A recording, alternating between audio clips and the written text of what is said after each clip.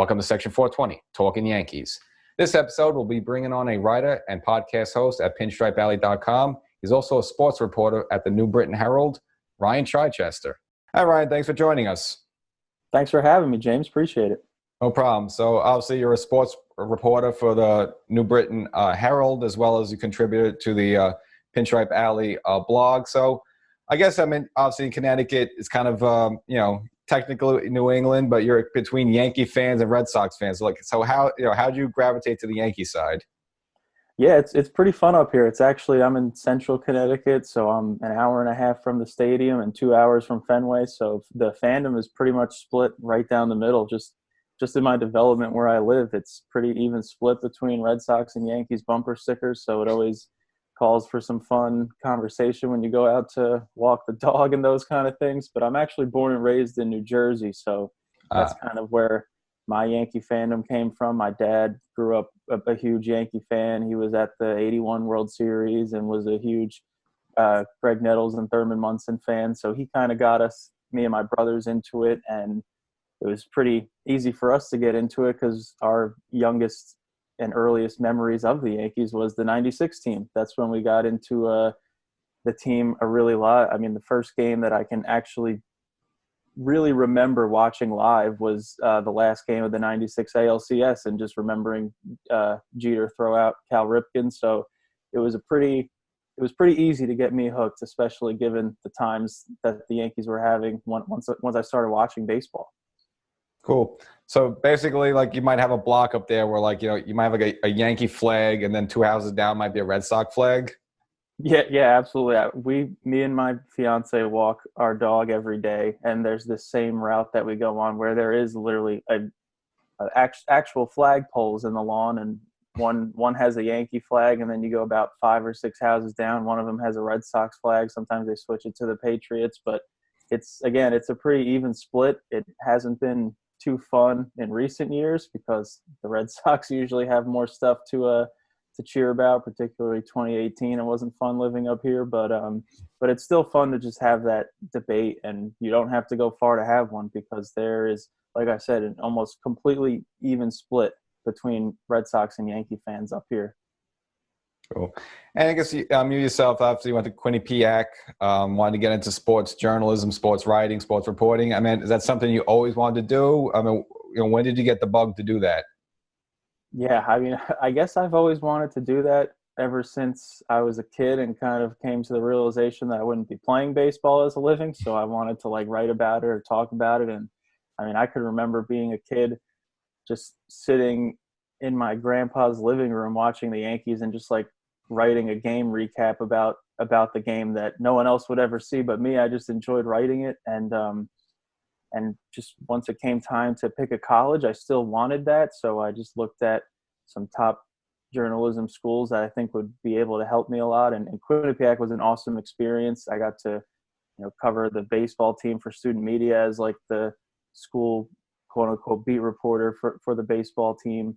And luckily was able to get a job in the field pretty shortly after that. I started just doing general breaking news in the local area, and then moved over to sports. So it's been everything that I wanted it to be. I really enjoy it, and just hopefully can keep going with it. Obviously times are tough right now, but still working there, and then hopefully just keep it going as long as I can.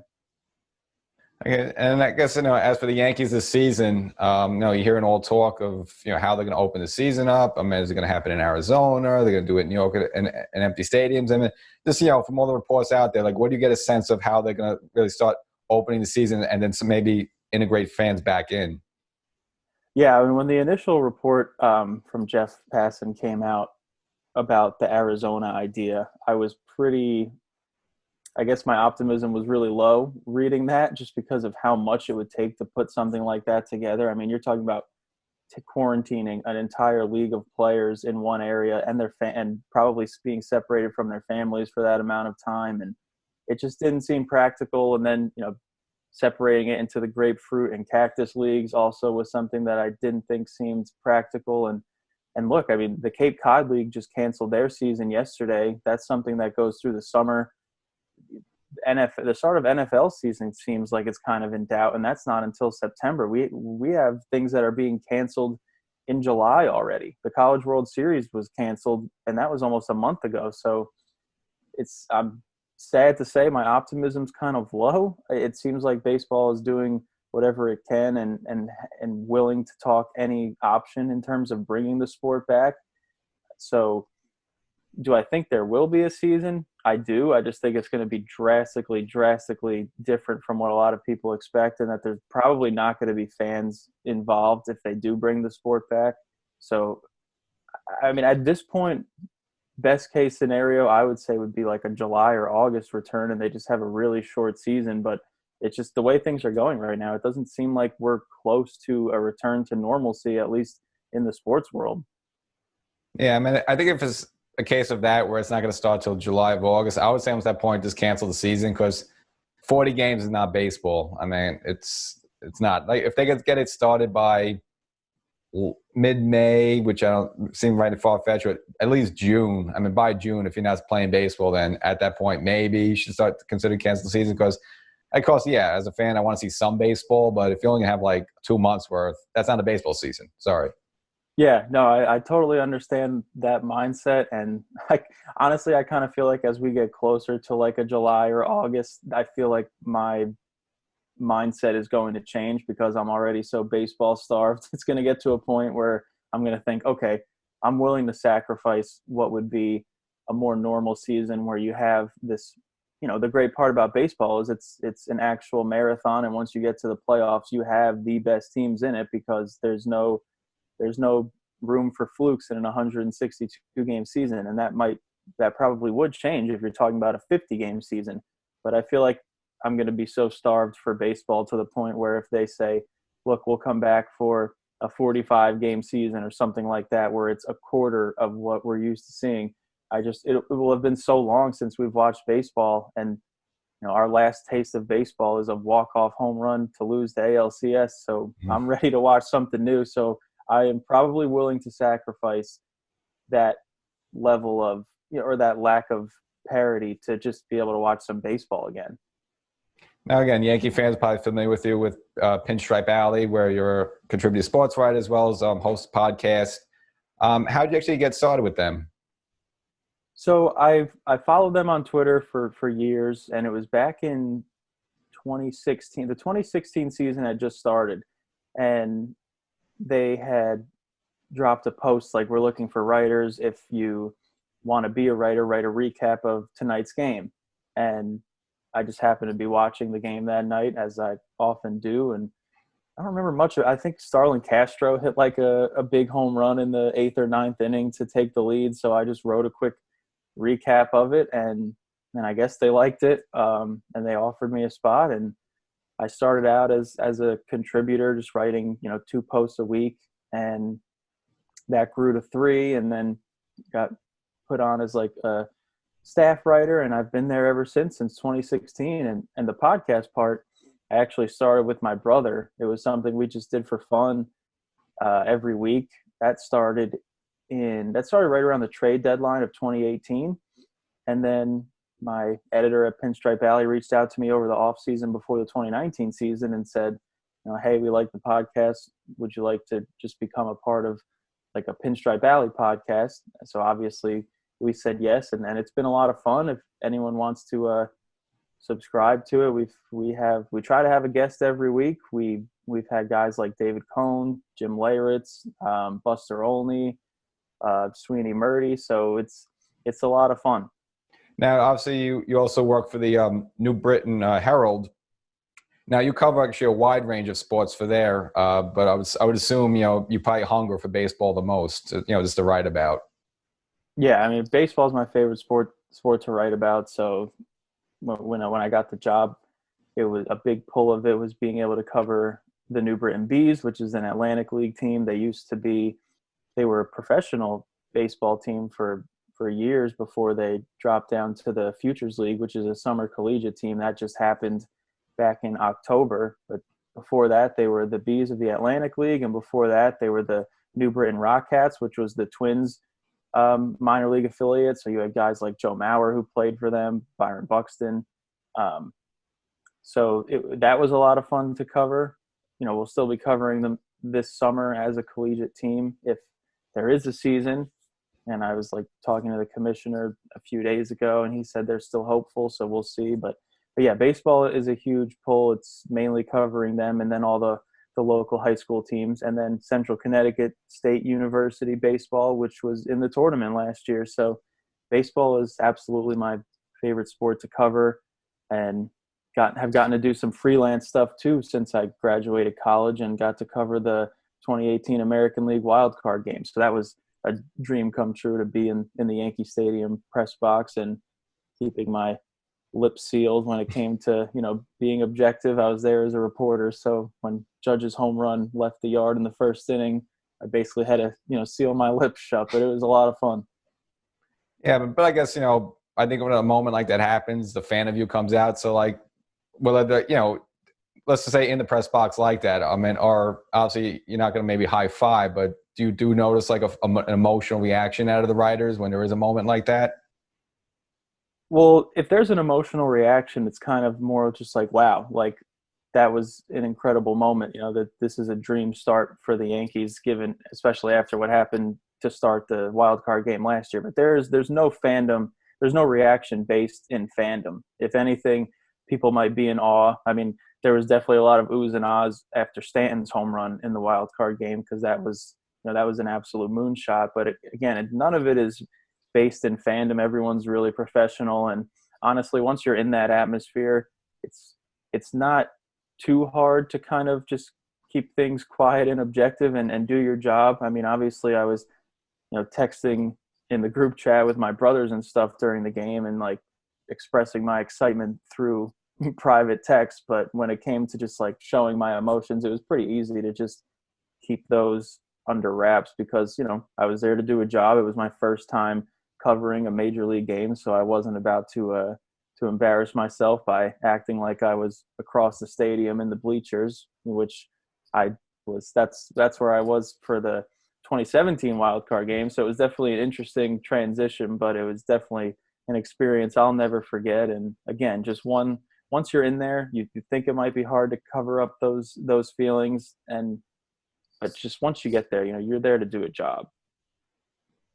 And, it's funny, all the stuff going around, we forget, the offseason the Yankee have, and actually their big splash was Cole getting him. I mean, what were your thoughts? Did you feel like it was the Yankees going to get him all the way? Were you having any doubts? Do you think it was a good move, bad move? And, even with conditions this season, taking that out of context, is Cole himself. I mean, were you in favor of the Yankees, spending that money, which is like, $300 million? Oh yeah, absolutely. Look, this is the Yankees. Everyone hears a $300 million contract, and they're like, oh man, what is this going to do for the future? What about the back end of that contract? They're not going to be able to pay other guys. The Yankees are able to pay anybody they want. They are the Yankees. In the scheme of things, this contract is kind of like a speeding ticket in terms of the revenue they pull in, not just from the Yankees, but from NYCFC, the soccer team they have partial ownership in, like their revenue from the Yes Network and stuff like that. The Yankees have a ton of money. They just were the most valuable baseball team in Forbes again a couple weeks ago, and I think the second most valuable franchise in all of sports. So they are always at the top. And when it comes to strictly on the field, the Yankees needed an ace atop the rotation, someone they could pair with Severino, and then was supposed to be with Paxton for 1 year. Who knows what his Yankee future is now if the season gets canceled. But to me, this was an absolute no-brainer. I mean, since May of last year, Garrett Cole has been the best pitcher in baseball. He showed he can do it in the playoffs as well last year, getting to Game 7 of the World Series. He showed he can pitch in Yankee Stadium in the playoffs. So to me, this was a no-brainer. I was a little worried it might not get done just because of the patterns of ownership in recent years, especially what we saw last year with Bryce Harper and Manny Machado. And obviously I ate those words after seeing, how DJ LeMahieu performed. So that was obviously a great signing. And maybe they were just given, orders from ownership to wait to break the bank for Garrett Cole, which makes a lot of sense. He is an absolute superstar, and you need an ace to win a World Series. So I had no problem with the contract. I was ecstatic when he signed the contract. He's only 29 years old. So now you do have a huge bummer when you realize, like, big contracts like that, you are sacrificing some of the later years of those contracts because the prime years of those contracts are supposed to pay for itself. And now you lose his age 29 season, which was, probably going to be his best as a Yankee. So that certainly hurts, but you're still going to get a bunch of great years out of Cole. So again, I have no problem with the signing. The Yankees are the richest team in baseball. They'd be deliberately not using one of their greatest advantages if they didn't go out and spend that kind of money. So it's cool to see them kind of flex their financial might while also grooming these homegrown stars like Judge and Sanchez. Yeah, totally. Now, I know the long-term contract the Yankees have, and at the time it was a no-brainer trade. You make that deal, but now it's Stanton. I mean, do you think he's going to play out that contract in Yankee pinstripes, or you think at some point they might try to unload him? Yeah, I think at some point they try to unload him, maybe try to eat some of his contract and send him off on a deal. It sucks because, he came to the Yankees after playing in 155 games with the Marlins. Everyone knows, hit 59 home runs. So it was a huge excitement, especially given the fact that they really didn't give up much. They gave up Starlin Castro and they were bringing up Gleyber Torres. So they really didn't give up anything for him. It was a salary dump by the Marlins, who were going into an all-out rebuild. So even if this trade doesn't work out and Stanton continues to battle injuries, it still doesn't seem like a massive loss, just given the fact that they didn't really give anything up. Obviously, they are tied to a huge contract, which it will be tough for them to unload if they want to package him in a trade and eat some of that contract. They could try to move him toward a more full-time DH if he continues to battle injuries and can't play in the field every day. But I still have faith that he can be healthy and can be a regular player in the outfield. One of the problems is the way the Yankee roster is constructed right now. I mean, you have Stanton, obviously, then you have someone like Luke Voit, Clint Frazier, Andujar. I mean, you got these right-handed power hitters, but there's so many, and you only have so many roster spots. It's kind of like, well, you have someone like Andujar, you're paying peanuts. Okay, yeah, he's not a Stanton in terms of what he could potentially do. But, again, I think that's the problem with the Yankee roster now. You just have an influx of all these right-handed hitters, and you can't keep them all. And I guess, maybe it's good to have the chips and be able to, move some of those pieces like a Frazier or, like an Andujar. Yeah, it's going to be coming time to make a decision on some of those guys. Frazier has been up and down for a few years. It looked like he was starting to play well at the beginning of last year. He had that big home run in Camden Yards early last year, but he hasn't really shown himself to be, a regular top contributor. So this year probably would have been a show-me season for Frazier to see exactly what he can do. And with Andujar, obviously that was an awfully timed injury last year, coming off the year he had as a rookie when he was just a doubles machine. But his outlook in terms of where he fits with the Yankees is really going to be a lot based on his defense and how he plays in the field, because he was an absolute liability out there last year. So, history has shown that guys that play that poorly at the hot corner usually aren't able to stay at the hot corner. They usually have to change positions. Think of a guy like Ryan Braun. So if Andujar can still hit the way he did when he was a rookie, then there's certainly going to be room for him. Just where they would put him on the field remains to be seen. And then you mentioned Luke Voit. Luke Voit dealt with injuries last year, and he had that core injury in London. People forget that before that core injury, which wasn't a small sample size because that happened in June, but before that, he was almost producing at the level he was down the stretch for the Yankees in 2018. He was still one of the Yankees' most valuable hitters, and it started right on opening day when he hit that 3-run home run. So I fully expect when Voit comes back healthy to still be an impact bat. I know the Yankees are stacked with right-handed power, but if you look at those right-handed bats, most of them can hit for power to all fields. Judge, Voit, Stanton. So, people think of the short porch in Yankee Stadium like, oh, we need lefties to feast on that short porch. The Yankees have some pretty big, strong dudes that can go the opposite way and feast on that porch anyway, even though they're right-handed. Yeah, and a player you mentioned before, someone like DJ LeMay, who could just spray the ball over the field. That's going to be an interesting decision to make because, you're going to have this, let's just say baseball does happen. You have a short season. All right, well, his contract's up, but he's been unbelievable for the Yankees. They love him. But, in his position, he's like, hey, well, look what numbers I put up. I want a 5-year deal. I don't know if the Yankees do that for like a middle, a second baseman who's going to be, let's say you sign him, you get 2 or 3 great years out of him, but now same season you got like a 35, 36-year-old second baseman. I mean, do you think the Yankees will, show him the money, or just kind of say, hey, we can't pay you that much, take a walk, and maybe we'll try Andujar or put Gio at second base? I mean, how do you think they go after, with DJ?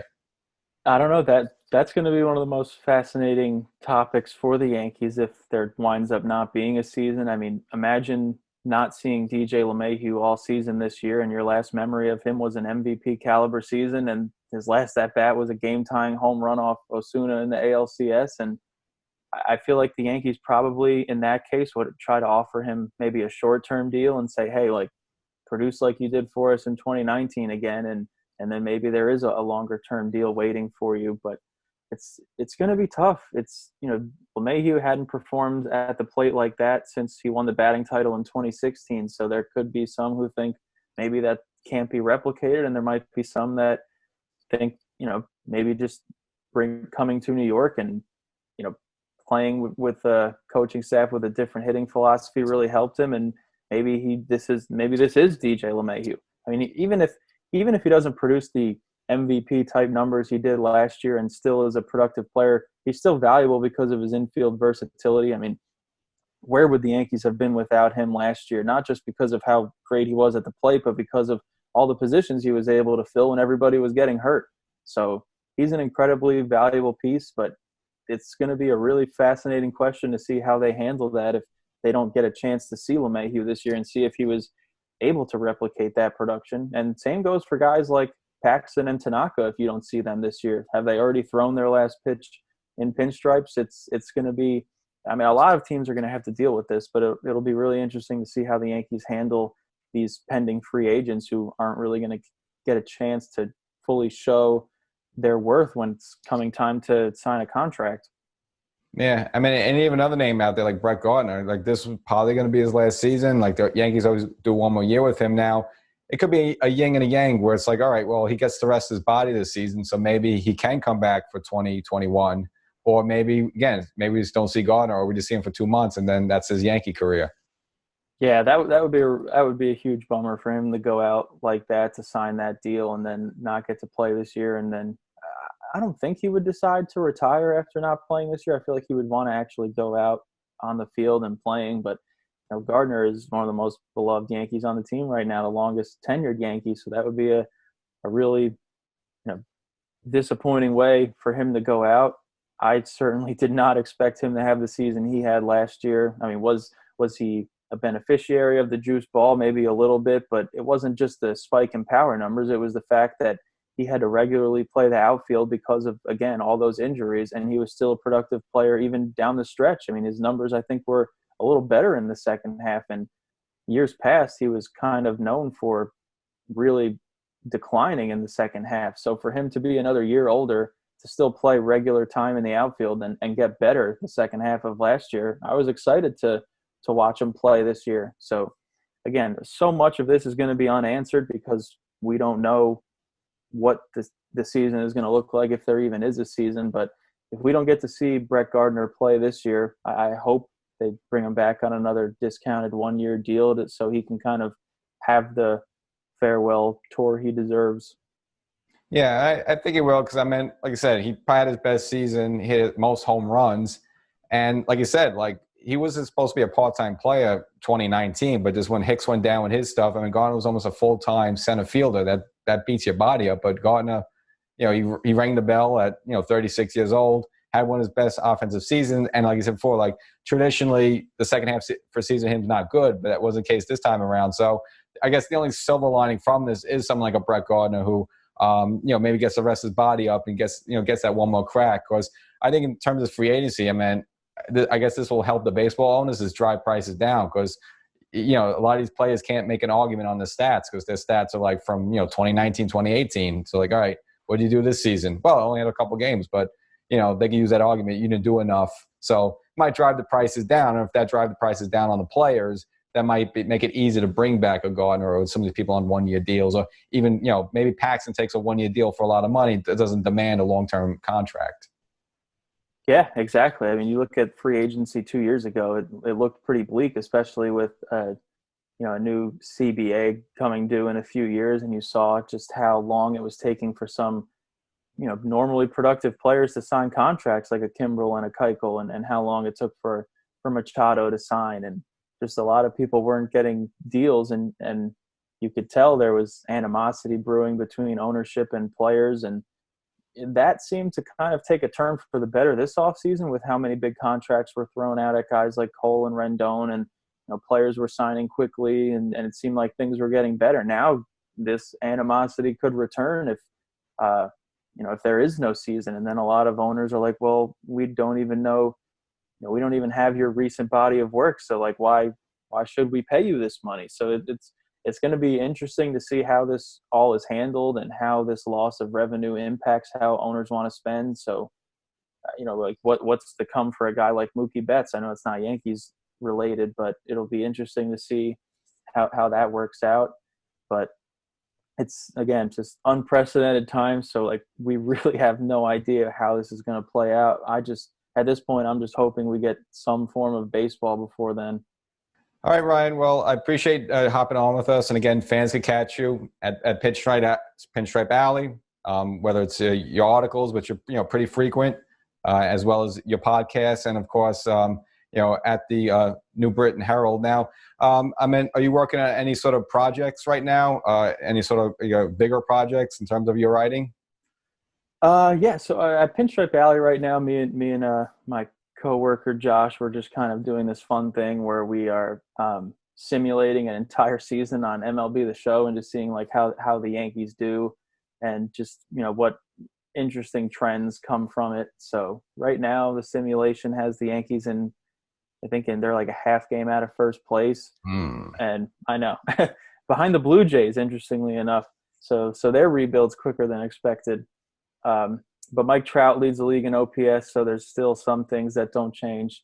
And over at the New Britain Herald, we're ranking the best local high school teams in every sport, so that's good to eat up a few weeks of time before we start getting a better sense of if there's going to be any live sports on the horizon. But other than that, just trying to keep things interesting on the podcast. If people want to check it out, we're kind of doing a season in review every week where we just look back on a memorable season in Yankee history and just recap, the best moments and just what it felt like watching those seasons live. We just did 2001 a couple of weeks ago and had Tim Kirkchin of ESPN on to talk about the 2001 World Series. So always trying to do some fun stuff there. I think we're doing 2003 next week, so that's obviously a fun year to talk about, even though it didn't end in a World Series win. It kind of did because we beat the Red Sox in the ALCS, so that was kind of the World Series anyway. But yeah, if anyone wants to check that out, everything is there at pinstripealley.com. All right, so one last request. So next time you're out, walking on your block, if you see a Red Sox flag, just rip it down.